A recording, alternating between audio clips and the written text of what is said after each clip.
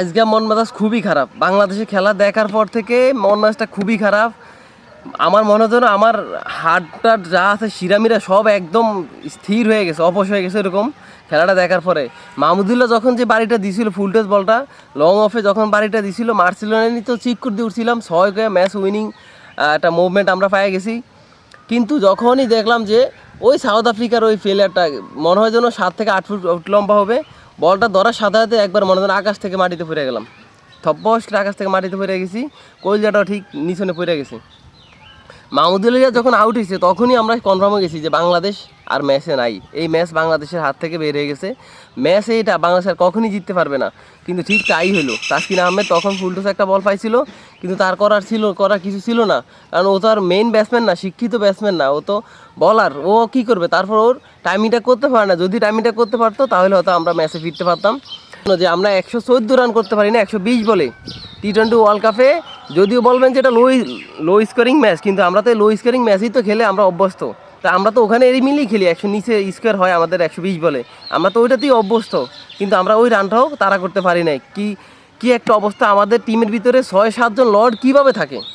Lord অ্যাসোসিয়েশনের সভাপতি secretary লর্ডের শান্ত হইলো, ওরে দিছে তিন ফরম্যাটের ক্যাপ্টেন। এর কে ক্যাপ্টেন দিছে? এই খানকির ফোলা মাগির ফোলা কি বালটা খেলে টি-20তে। ও কালকে ম্যাচটা ঠকাইছে, ম্যাচের মুড নাই পেলো। ও 23টা বল খেলছে, 23টা বলে 14টা রান করছে, এর ভিতরে একটা ছক্কা তাও ফার প্লেতে মারছে। এরপর আর কোনো বাউন্ডারি নেই। এই 14টা রানের ভিতরে শুধুমাত্র ওপেনিং একজন ব্যাটসম্যান একটা মাত্র ওভার বাউন্ডারি মারছে, কোনো বাউন্ডারি ছাড়া, উইদাউট বাউন্ডারি। নাজমুল হোসেন শান্তর জায়গায় কি আমাদের যে বিজয়, এনামূলক বিজয় কি খারাপ খেলছিল? গত বিপিএলে কি খারাপ খেলছিল? ওর কি ফর্ম কি একবারই খারাপ ছিল? কিন্তু এই নাজমুল হোসেন শান্ত গত 1.5 বছর কোন জায়গায় পারফর্ম করে জাতীয় দলে ও 3 ফরম্যাটের ক্যাপ্টেন হয়, এমনকি আপনার ধারাবাহিকভাবে প্রতি ম্যাচেই ও খেলে। ওরা আবার ক্যাপ্টেন করে দিয়েছে যে ও ক্যাপ্টেনের কোটাতে খেলবে। আমি তো বুঝতেছি না ভাই, এটা কি বাংলাদেশের ক্রিকেট বোর্ড নাকি এটা সার্কাসের ক্রিকেট বোর্ড না মায়ের দোয়া ক্রিকেট বোর্ড, কোনটা আমি বুঝতেছি না। এই যে আমাদের সাকিব আল হাসান, শরুম আল হাসান, এই হন্নির ভূতে খানকির ভূতে মাগির ভূতে ওর মায়ের বাপ হালার ফো হালায় খেলার খাওয়া বোঝে না, কার লগে কীভাবে খেলতে হবে, কোন সিচুয়েশনে কীভাবে ব্যাটিং করতে হবে এই জিনিসটা জানে না। যখন আমাদের দরকার 1-1 দরকার, আমাদের এক এক করে রান দরকার, বলে রান। কিন্তু এই খানকির ফলায় করছেটা কি দেখছেন? কি বলটারা কি আউট হয়েছে, এই বাউন্সের বল এইভাবে খেলে ওই বলারে মারেই শুধু শর্ট বল, কিন্তু শর্ট বলগুলো এইভাবে দরকারটা কি? একটা বল যখন ও ভালো একটা বল ডেলিভারি করতে সেটা আমি রিলিজ করে দিই, এই বলটা আমি ছেড়ে দিই, সারাসারি নেই। ওদের কথা হলে বল আইছে আমি বল মারুম, খেলার খাওয়া বোঝে না এই খানকির ফলারা কি বাল খেলছে। এরপর হচ্ছে যে আমাদের যে টন দাস 1 মিনিটে যে টিকে না, আল্লাহ জানে ওর বোর কাছেও কীভাবে টিকে। এই খানকির ফলার কথা কী কমু, আজকে 2টা বছর যাবত অফর্মে আছে, এরপরে ও দলে নিয়মিতভাবে ওরে রাখে, একাদশে ও থাকবেই। শান্ত, তারপর হচ্ছে লিটন দাস, এগুন ছাড়া মনে হয় যেন দলটা অসল। বাংলাদেশ দলে আর কোনো ফেলার নেই, ব্যাকআপে বা 5 লাইনে কোনো ফেলার নেই। এই জন্য আমার মনে হয় যেন এদেরকেই দলে রাখা হয়। যখন আমাদের 18 বলে 19 রান দরকার ছিল, তখন প্রথম বলে আমাদের তাওহিদের একটা ভুল সিদ্ধান্তে আম্পায়ার একটা ভুল সিদ্ধান্ত দিছে, যাই হোক ওটা আউট হয়ে গেছে।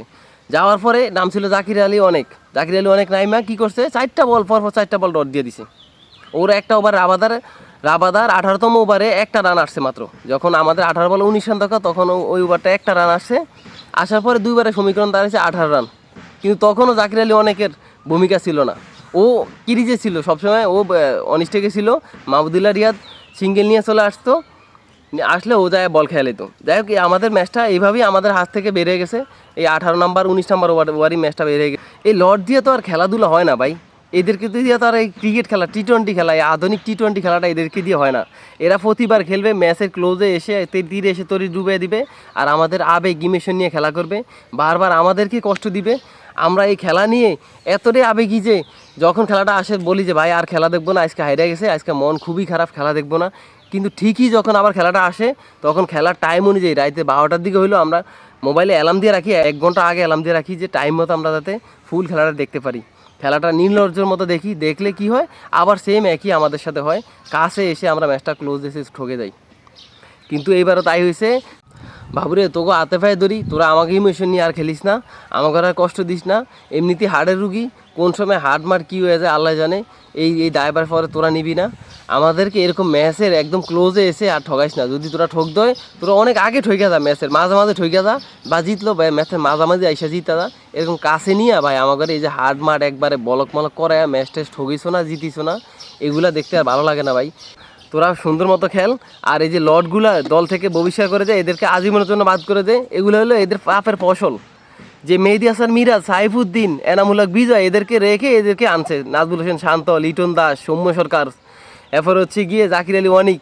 একটা ইনিংস খেলেই মনে যেন মহাভারত অশুদ্ধ করে ফেলছে। ওরে জাতীয় দলে নীতি হবে, অনিয়মিতভাবে ওরে দিয়ে খেলাইতেছে। ওদের সাথে যে অন্যায়টা করা হয়েছে, যে মেহেদী হাসান মিরাজ কী খেলাটা খেললো বিপিএলে, পরপর 2টা ম্যাচ 36 রানে, 2বার দরকার, লাস্ট 2বার 36 রান দরকার। মিরপুরের মাঠে মেহেদী হাসান মিরাজ ওই 2টা ম্যাচ কিরিতু থাইকা ম্যাচ জিতাইছে, ম্যাচ বের করে আনছে, ম্যাচের ফলাফল নিজেদের পক্ষে আনছে। কীভাবে আনতে হয় ওইটা মেহেদী হাসান মিরাজ জানে। মেহেদী হাসান মিরাজ এমন একটা প্লেয়ার, ওরে আলু তরকারির মতো আপনি সব জায়গায় ব্যবহার করতে পারবেন। এই মিরাজ সেই মিরাজ, যেই মিরাজের দিয়ে আপনি ওপেনিং থেকে শুরু করে 11 নম্বর পজিশন পর্যন্ত ব্যাটিং করাতে পারবেন। ওপেনিং বলার থেকে শুরু করে একবারে ওই লাস্ট 50তম ওভার পর্যন্ত বা 20তম ওভার পর্যন্ত বোলিং করাতে পারবেন। এই মিরাজ সেই মিরাজ। আর সেই মিরাজকে আপনারা দলে নেন নাই। এই মিরাজের উপর অবিচার করা হয়েছে, এটা পাপের ফসল। মানুষের মন থেকে যে একটা বদদোয়া দেয়, মনের কষ্ট, এই বদদোয়াটাই হচ্ছে এই পাপের ফসল। সাইফুদ্দিন ফোলাটা কী খেলাটা খেললো, কী কামব্যাকটা নেই করলো।